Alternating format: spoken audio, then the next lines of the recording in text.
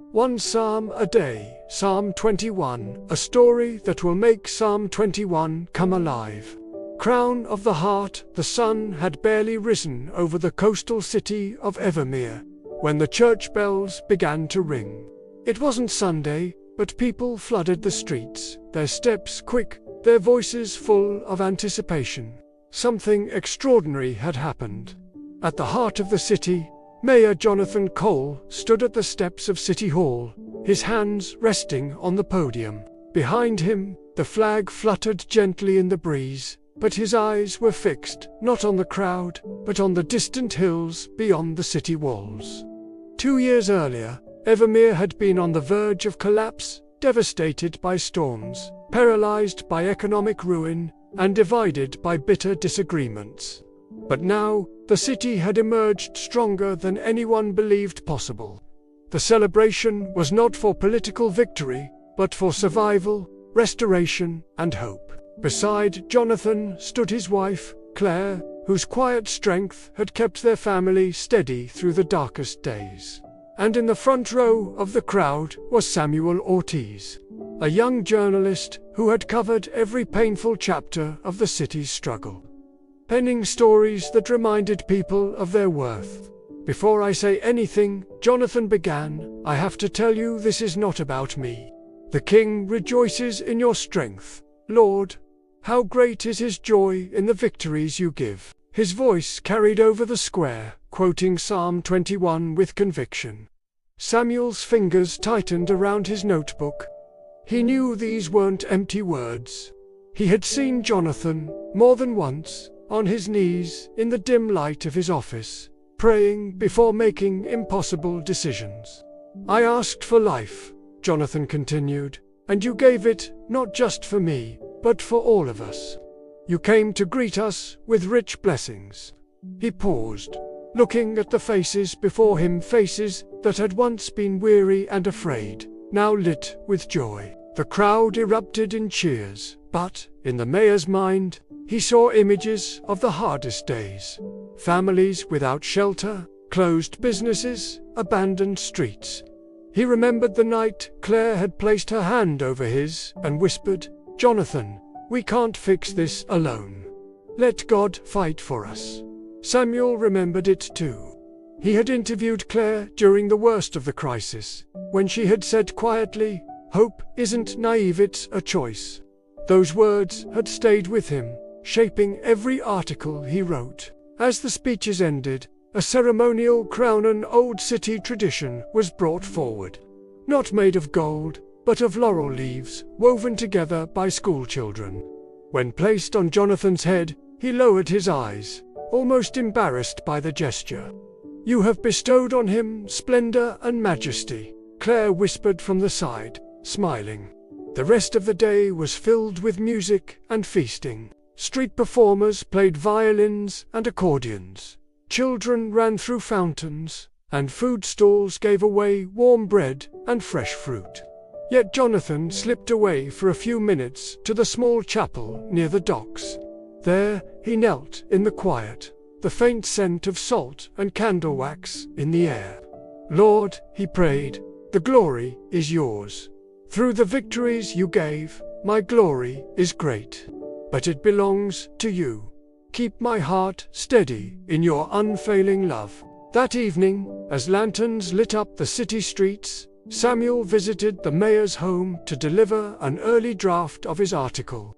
Jonathan read it silently, then looked up with a nod. "Write it so they remember this," he said, "that the joy we have today comes from God's presence, not from man's power." Samuel walked home under the stars, thinking about the truth in those words. The victory wasn't about politics or prestige. It was about a city that had trusted in something greater than its own strength. And as the bells rang one last time that night, he knew the story he was about to publish would end with the same certainty the psalm declared. "For the King trusts in the Lord, through the unfailing love of the Most High he will not be shaken." Psalm 21 Niv. "The King rejoices in your strength. Lord, how great is his joy in the victories you give." You have granted him his heart's desire and have not withheld the request of his lips. You came to greet him with rich blessings and placed a crown of pure gold on his head. He asked you for life, and you gave it to him, length of days, forever and ever. Through the victories you gave, his glory is great. You have bestowed on him splendor and majesty. Surely you have granted him unending blessings and made him glad with the joy of your presence. For the king trusts in the Lord. Through the unfailing love of the Most High, he will not be shaken. Your hand will lay hold on all your enemies. Your right hand will seize your foes. When you appear for battle, you will burn them up as in a blazing furnace. The Lord will swallow them up in his wrath, and his fire will consume them. You will destroy their descendants from the earth, their posterity from mankind. Though they plot evil against you and devise wicked schemes, they cannot succeed. You will make them turn their backs when you aim at them with drawn bow. Be exalted in your strength, Lord.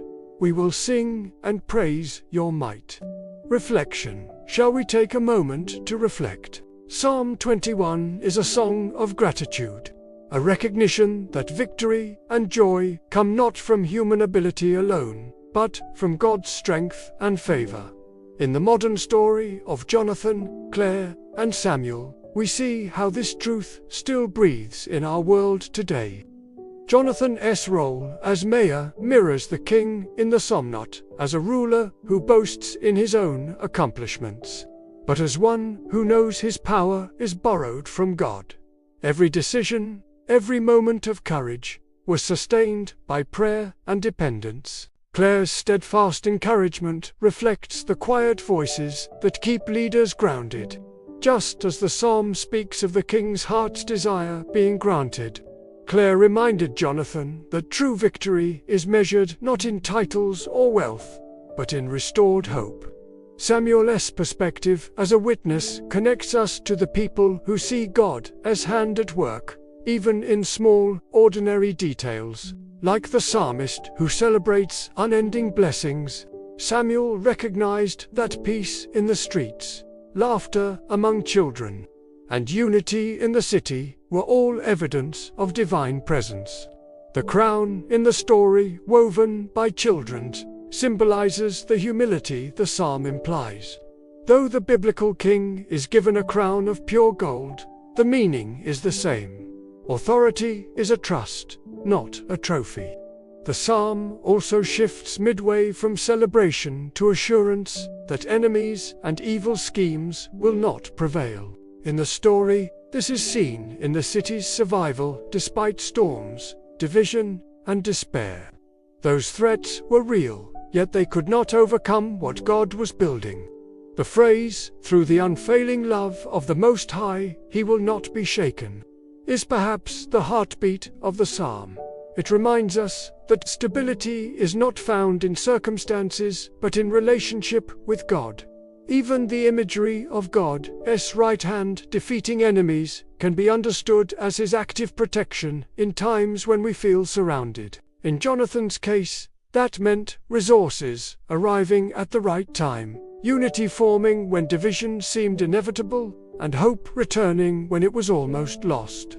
For us, the victories we need may not be military or political. They might be victories over fear, depression, broken relationships, or personal failure. This psalm tells us those are battles God also cares about and wins for his people. The final verse calls us to respond. Be exalted in your strength, Lord. We will sing and praise your might. Gratitude is not passive. It's an active choice to give God glory publicly and wholeheartedly. So today, whether your city is thriving or struggling, remember, your joy, your stability, and your future are safe in the unfailing love of the Most High. That is a crown that no one can take away.